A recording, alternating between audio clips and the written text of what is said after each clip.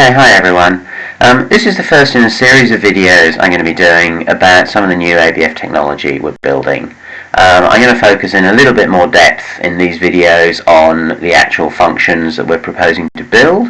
Some of these videos are going to be suitable for everybody, others are going to be more aimed at people like tournament organisers who need to understand how it works behind the scenes in a bit more depth.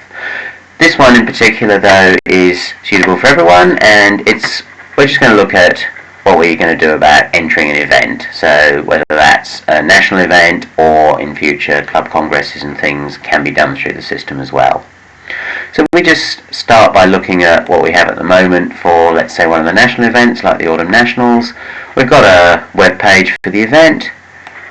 If we want to enter something, we can have a look at the entry lists. We can go to the online entries. Let's say we want to enter the teams.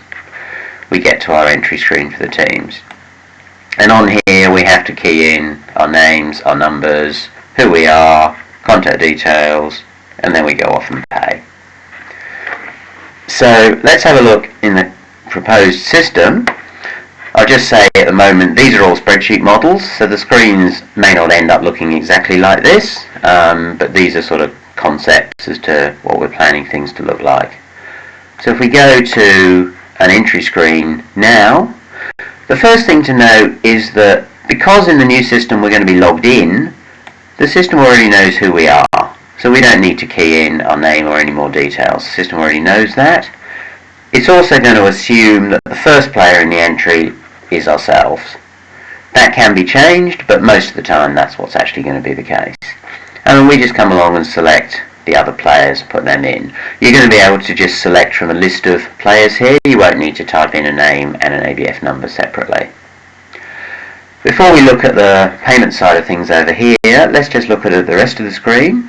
So there's a few optional things here that the convener can choose to set up if they wish. So you may or may not see these. First is categories, so you can put in a series of categories and get people to choose what category they're going to be in. You can have a team name if people want to add that. And down here, these are just two customizable questions. So a common question that I often get asked around a country congress, for example, is perhaps dietary requirements or something like that. So the convener's got the option of setting up to two questions that they can get the entrants to respond to if they wish. And then commenter now, there's just a general comments page, so if you've got a comment or a note you want to make with your entry, you can put that in there and the convener will see it. Okay, so if we then look at making payments and stuff, you'll notice one thing that's different to now is the system's calculating an amount per player. At the moment there's just a single amount per team and you can actually vary that yourself. Here the system's going to calculate an amount. We've also got this promo code column, so that's a column, and if I just take that out, you'll see I can type in a code. Let's say I'm a youth player. If I put Y in there, that will give me my youth discount of 50%. If I had a free entry for some reason, like some congresses might give a free entry as a prize from another congress, say, I can put in F and it will take my entry fee down to 0. Obviously the convener is going to be checking these, but that's how you can control getting the discounts. Then, let's say we want to come along and pay. So, in nearly all cases what happens is that one person tends to pay the entry for either the whole team or the pair. That probably happens about 2/3 of the time. So if we wanted to do that here, we can come along and say, I want to pay everything. I can come along, I select how I'm going to pay, let's say credit card online, and when I hit submit, you'll notice, when I did that it shows all the amounts are moved over here, so what we're about to pay. When I hit submit, that'll take me off to the online card gateway, so EY at the moment. We're proposing to use a different one going forward, but it'll be the same sort of thing, takes you off there, put in your card details, make the payment, and then it'll bring us back, and you'll notice here that it's now showing these as paid. We're using some colour coding here. Green is all clear and paid, orange pending. I'll come on to that in a moment. And that's basically it for making a payment. One other thing that is available on this screen, down the bottom here you'll see we've got financial summary and list of payments. You can expand that out if you want to see them.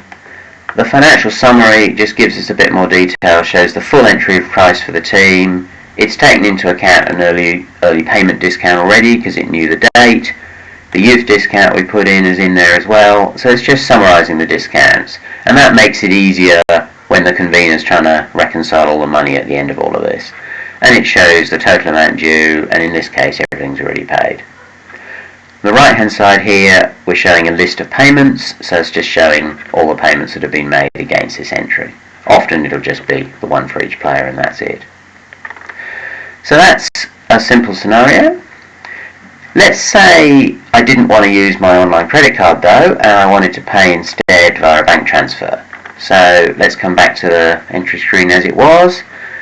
Now we'll come over here, and instead of selecting card online, let's say we want to do a bank transfer. So we do that. Again, it puts the payments over here. When I press submit on there, you'll notice now the payments are showing in orange instead of green, and that's because we've put them in a state we're calling pending. You'd be surprised how often when people say they're going to make a bank transfer, they then actually come along and either don't make that transfer or transfer a different amount of money or come back and pay by credit card anyway. So even though they say they're going to pay by bank transfer, there's by no means guaranteed that that's actually what's going to happen. And it makes it quite awkward for the convener then, who has to trace what actually has gone on. So here, effectively what we're saying is that these payments are pending as a bank transfer. When the conveners check that yes, that's actually what has happened, they can come along, they click confirm, and now the status changes to paid and the entry is all done. So that's just another slight addition, that when you make an offline payment like a bank transfer, it temporarily will sit as pending until the convener confirms it.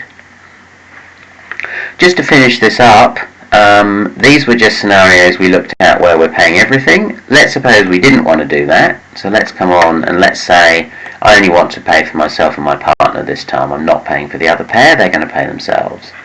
So this time I come up here, I just select let's do card online. So for these two players I'm going to pay my credit card. So those two come over here, the other two sit there still. We hit submit.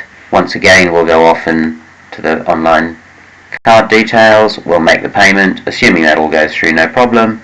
Those two have now come through as paid, but these two are still showing and there's still an amount owing. Again, if we come down to the summary, that's reflected over here as well, that there's still $300 owing. So anyone that is an entrant in this event or in this entry will be able to then come in and either edit or make payments on this entry. That's another change to now, where only once you make an initial payment you can't then make another payment against that particular entry. You have to make it as a sundry payment, which is a little bit of a nuisance because the convener's then got to tie that up to this entry. So that concept of sundry payments is going to disappear. And also you can make a variation to the payment at the moment, so you could pay anything you wanted. Right here we're not allowing that other than via this promo code, so you can just, it'll calculate how much is due and that's the amount you go off and pay to make things a bit easier.